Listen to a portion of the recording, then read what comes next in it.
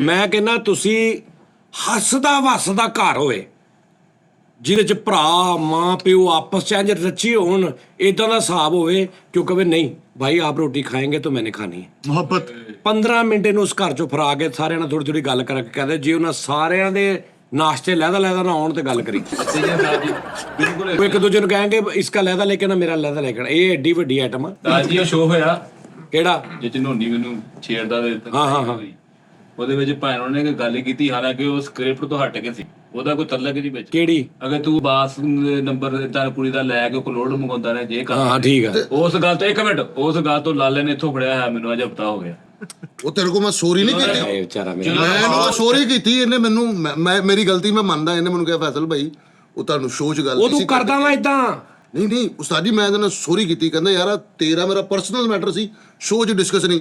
ਮੈਂ ਨੈਕਸਟ ਕਿਹਾ ਭਾਈ ਪਰਸਨਲ ਹੈ ਹੀ ਨਹੀਂ ਸੀ। ਹੈ ਹੀ ਨਹੀਂ ਭਾਜੀ ਕਿਸੇ ਤੁਹਾਨੂੰ ਪਤਾ ਅਸੀਂ ਤੇ ਕਈ ਗੱਲਾਂ ਐਸੀਆਂ ਨੇ ਜਿਹੜੀਆਂ ਅਸੀਂ ਤੁਹਾਡੇ ਨਾਲ ਕਰਦੇ ਹੀ ਨਹੀਂ। ਸਾਡਾ ਚਲੋ ਫਿਰ ਜਿਹੜਾ ਮੈਨੂੰ ਪਤਾ ਮੈਂ ਵੀ ਦੱਸਾਂ। ਫਿਰ ਜਿਹੜਾ ਮੈਨੂੰ ਤੁਹਾਡਾ ਪਤਾ, ਤੁਸੀਂ ਲਾਹੌਰ ਜਦੋਂ ਜਾਂਦੇ ਜੇ ਹਾਂਜੀ 6 ਦਿਨ ਵਾਸਤੇ 4 ਦਿਨ ਚ ਮੁੱਕ ਜਾਂਦਾ, 2 ਦਿਨ ਕਿੱਥੇ ਰਹਿੰਦੇ ਹੋ ਮੈਂ ਵੀ ਦੱਸਾਂ। ਨਹੀਂ ਇੱਧਰ ਮੈਂ ਵੀ ਦੱਸਾਂ। 4 ਦਿਨ ਦਾ ਸ਼ੋਅ ਹੁੰਦਾ ਵਾ, 3 ਦਿਨ ਤੁਸੀਂ ਕਿੱਥੇ ਰਾਤ ਰਹਿੰਦੇ ਹੋ ਮੈਂ ਵੀ ਦੱਸਾਂ। ਫਿਰ ਮੈਂ ਵੀ ਦੱਸਾਂ। ਜਦੋਂ ਮੈਨੂੰ ਫੋਨ ਆਉਂਦਾ ਉਸਤਾਦ ਜੀ ਉਹ ਕਿੱਥੋਂ ਮਿਲੇਗਾ ਇਸ ਟਾਈਮ ਦੱਸਾਂ। ਠੀਕ ਹੈ। ਤੇ ਜਦੋਂ ਮੈਂ ਭੇਜਦਾ ਜਾਂ ਮੁਗਲਪੁਰ ਉਹਨੂੰ ਯਾਸਰ ਨੂੰ ਕਹੀ ਉਹ ਤੈਨੂੰ ਲੈ ਦੇਗਾ, ਉਹ ਦੱਸਾਂ ਮੈਂ ਵੀ।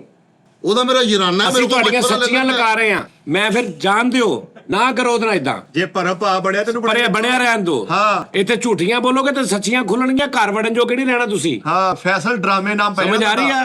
ਸੇਲ ਸਾਹਿਬ ਹੀ ਤੈਨੂੰ ਸਿੱਧਾ ਰਾਮੇ ਕਹਿ ਕੇ ਬੁਲਾਉਣ ਲੱਗ ਪੜਾ। ਰਾਮੇ ਉਰੇ ਆ, ਇਹ ਫਾਇਦਾ ਠੀਕ ਆ ਨਾ? ਅੱਬੂ ਸੁਣਨ ਨੂੰ ਤਰਸ ਜੇ, ਫਾਇਦਾ ਕੀ? ਨਾ ਕਰੋ ਇਦਾਂ। ਸੇਲ ਸਾਹਿਬ ਤੁਹਾਨੂੰ ਮੈਂ ਦੱਸੂਗਾ, ਤੁਸੀਂ ਉਹ ਨੰਬਰ ਦੇਖਣਾ, ਉਹ ਨੰਬਰ ਬੰਦੇ ਦਾ ਲਿਖਿਆ ਐਦਾਂ ਹੀ ਤੇ ਤੁਸੀਂ ਉਹਦੇ WhatsApp ਤੇ ਮੈਸੇਜ ਪੜ੍ਹਨੇ ਨੇ ਉਸ ਬੰਦੇ ਦੇ। ਉਹਨੂੰ ਮੈਂ ਕੁੜੀ ਨੂੰ ਫੋਨ ਕਰਕੇ ਕਹਿ ਦਾਂਗਾ ਭਾਈ ਮੈਂ ਨਹੀਂ ਤੁਹਾਡੇ ਲਓ ਜੀ ਉਸਤਾਦ ਜੀ ਤੇ ਭਾਈ ਕਿਹੜੀ ਫੈਸਲ ਕੁੜੀ ਨੂੰ ਫੋਨ ਛੱਡ ਦੇ ਜਿਹੜੀ ਆ ਦੇਖ ਲਓ ਫਿਰ ਉਹੀ ਗੱਲ ਕਿੱਧਰ ਪਾਦੇ। ਮੈਂ ਅਸੀਂ ਨਹੀਂ ਹੈ ਭਰਾਵਾ, ਅਸੀਂ ਨਹੀਂ ਹੈ। ਹੈ ਹੀ ਨਹੀਂ। ਉਹ ਜੈਨੂਇਨ ਗੱਲ ਨਹੀਂ ਹੈ, ਉਹ ਵਾਕਈ ਨਹੀਂ ਹੈ। ਜਿਹੜੀ ਮੈਂ ਕਹਿ ਰਿਹਾ ਉਹ ਹੈ।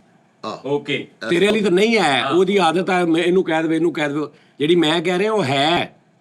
ਯਾਰ ਭਾਈ ਤਿੰਨ ਵਾਰੀ ਬੂਟ ਵਾਪਸ ਗਏ ਨੇ ਤੇ 3 ਵਾਰੀ ਨੰਬਰ ਚੇਂਜ ਕਰਕੇ ਆਏ ਨੇ ਤੇ 3 ਵਾਰੀ ਭਾਣ ਨੂੰ ਤੀਜੀ ਚੌਥੀ ਵਾਰੀ ਭਾਣ ਉਹਨਾਂ ਦੇ ਪੂਰੇ ਆਏ ਨੇ ਜੀ। ਤੇ ਉਹਨੇ ਭੇਜੇ ਕਿੰਨੇ ਨੇ ਜੀ ਹੈ। ਛੱਡ ਦੋ ਭਾਈ ਫੈਸਲ ਤੇ ਉਸਤਾਦ ਜੀ ਦੀ ਲੜਾਈ ਦੀ ਖੁਸ਼ੀ ਚ ਮਚਾਈ ਖਾਓ। ਫੈਸਲ ਸਾਹਿਬ ਨੂੰ ਲਾਹੌਰ ਚੈਨਲ ਤੋਂ ਇਲਾਵਾ ਕਿਤੇ ਨਾ ਜਾਣਾ ਹੋਵੇ, 1 ਮਿੰਟ ਲਵੇ ਮਜ਼ਾਕਰਾ ਛੱਡਣ ਦੇ ਜਿੰਨਾ ਕਿਹਾ ਪਿਆ ਹੈ। ਥੋੜੇ ਜਿਹੇ ਪੈਸਿਆਂ 'ਚ ਮਜ਼ਾਕਰਤ ਕਰਨ ਜਾਂਦੇ ਆ, ਲੇਕਿਨ ਮਜ਼ਾਕ ਕਿਤੇ ਹੋਰ ਕਰਨ ਜਾਂਦੇ, ਰਾਤ ਕਿਤੇ ਹੋਰ ਕਰਨ ਜਾਂਦੇ। ਉਸਤਾਦਾਂ ਨਾਲ